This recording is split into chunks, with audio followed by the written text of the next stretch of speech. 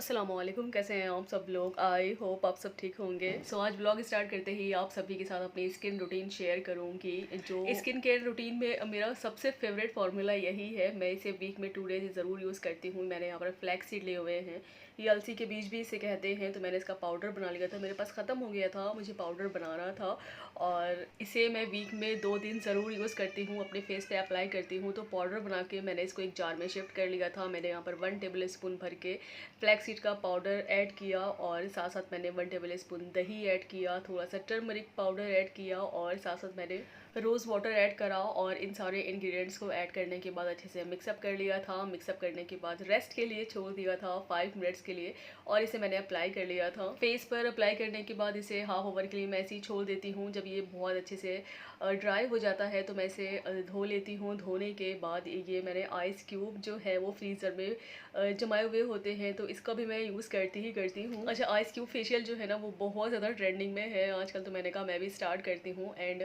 ये मैंने स्टार्ट किया हुआ है 1 मंथ से। डेली बेसिस पर तो नहीं करती हूँ, वीक में इसे भी मैं 2 डेज़ या 3 डेज़ कर ही लेती हूँ। वीक में मैं 2 डेज़ जब फ्लैक्स सीड का मास्क यूज़ करती हूँ ना, तो तभी उसी दिन मैं आइस क्यूब को भी अपने फेस पर रब करती हूँ। बहुत ज़्यादा देर तो नहीं कर सकती हूँ क्योंकि बहुत ज़्यादा ठंडा लगता है, तो बस 2 से 3 मिनट ही मैं इसे कर पाती हूँ। अच्छा, फ्लैक्स सीड का जो मैंने मास्क आप सभी लोगों को बताया है, शेयर किया है, तो इसको ज़रूर एक बार ट्राई करिएगा। एक बार तो ज़रूर ट्राई करिएगा। इसका जो रिज़ल्ट है ना वो बहुत अमेजिंग रिजल्ट है। फ्लैक्स सीड का पाउडर जो है ना वो मैं बनाकर स्टोर कर लेती हूँ क्योंकि रोज़ रोज़ कौन ही बनाएगा, इतना तो टाइम नहीं होता है, तो मैं इसको स्टोर कर लेती हूँ। एंड मैं ज़्यादा ही पाउडर बना लेती हूँ। मेरा मतलब 20 से 22 डेज़ तो चल ही जाता है ये। हम हाउस वाइफ जो होते हैं ना, तो इतना टाइम तो हमें होता नहीं है कि वीक में या हर मंथ जाकर पार्लर का ट्रीटमेंट करें। इतना टाइम नहीं होता है, स्पेशली जब इनके छोटे बच्चे होते हैं तो उन्हें तो बड़ा मतलब मैनेज करके चलना होता है। तो घर पर जो भी चीज़ें होती है ना, तो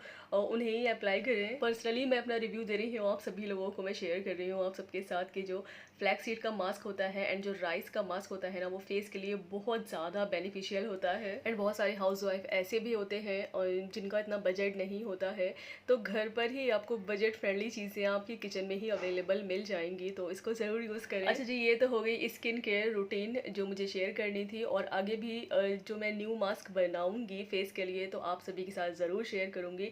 तो चलो ठीक है, ब्लॉग का बता देती हूँ। यहाँ पर मैंने बनाया था वेजिटेबल चीला ब्रेकफास्ट के लिए, क्योंकि हेल्दी चीज़ों पर मेरा कुछ ज़्यादा ही फोकस है एंड हेल्दी चीज़ें जो भी होती है ना, तो उसे मैं अवॉइड ही करती हूँ जितना मुझसे हो सकता है।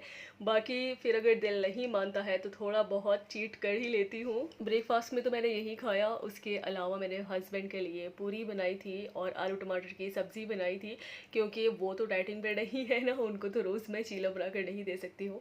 तो वो जो भी मुझसे ब्रेकफास्ट में कहते हैं मैं उनके लिए बना देती हूँ। अच्छा, मेरी एक फ्रेंड है, मेरी ही बिल्डिंग में रहती है, तो वो भी थोड़ा बहुत डाइट शाइट पर ही रहती है, क्योंकि इस सऊदी अरेबिया आने के बाद क्या होता है ना कि यहाँ का जो खाना पीना है, घूमना फिरना है, या जिस तरह की जो भी आज़ादी है ना, तो वेट गेन तो मस्ट ही है। ज़्यादातर लोगों का वेट गेन ही हो जाता है, तो वो भी डाइटिंग पर ही है। और जब भी मैं कुछ इस तरह की चीज़ें बनाती हूँ, पूरी सब्ज़ी है या छोले भटूरे है या कुछ भी स्पेशल बनाती हूँ ना, तो मेरी जो फ्रेंड है ना, तो मैं उनको ज़रूर देकर आती हूँ। तो जब मैं देने जाती हूँ ना, तो वो मुझसे यही बोलती हैं पूरी देखकर या छोले भटूरे देखकर या समोसे देखकर कि तुमको पता है एक समोसे में या एक पूरी में कितनी कैलोरी होती है। तो मेरा आंसर यही होता है कि नहीं, मुझे तो नहीं पता, मैं कैलकुलेशन तो नहीं करती हूँ एक पूरी की या एक समोसे की बैठकर। तो बड़ा जो है ना वो हंसती है मेरी इन बातों पर। फिर वो मुझे कैलकुलेट करके बताती हैं कि मैदा में इतनी कैलोरी होती है या ऑयल में इतनी कैलोरी होती है, फिर फ्राई करने के बाद इतनी कैलोरी होती है। तो कैलोरी का जो उनका कैलकुलेशन होता है ना, तो वो टोटल करके जब मुझे बताती है ना, तो मैं भी हैरान हो जाती हूँ।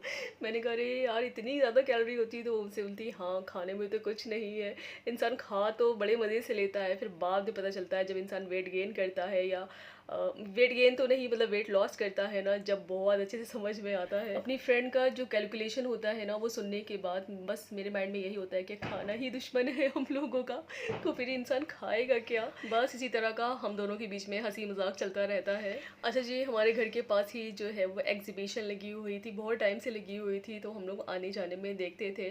बट हमारे हस्बैंड जो है ना, उनको टाइम ही नहीं है, तो मैंने कहा चलिए ठीक है, आपको टाइम नहीं है तो मैं चली जाऊँगी। तो मैं और मेरी फ्रेंड गए थे। स्पेशली बच्चों के लिए ही एग्जीबिशन लगी हुई है। बच्चों के बहुत सारे झूले थे, खाने पीने की चीज़ें थी, तो बच्चों ने तो बहुत ज़्यादा इंजॉय करा। स्पेशली मेरी बेटी ने तो बहुत ज़्यादा इंजॉय करा, और बच्चों के साथ साथ जो उनकी मम्मा होती है ना, उनके बहाने वो भी इंजॉय कर लेती है। यहाँ एग्जीबिशन में बहुत सारे झूले थे एंड इतने ज़्यादा डरावने झूले थे ना कि मुझे देख कर ही डर लग रहा था।